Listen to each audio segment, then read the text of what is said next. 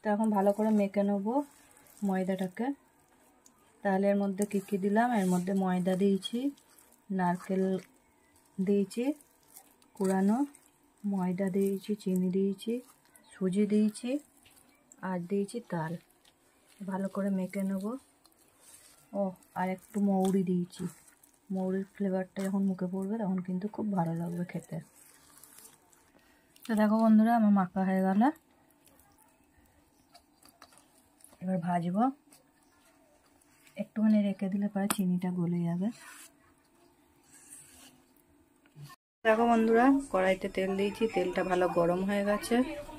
তো এবার তাল ফুরুলি ছাড়বো। তো বন্ধুরা দেখো,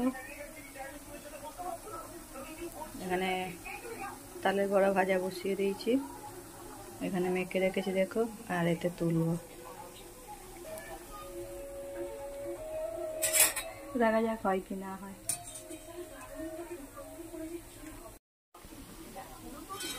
তো দেখো বন্ধুরা, এরকম হয়েছে, এখনো লাল লাল হবে, এখনো লাল হয়নি।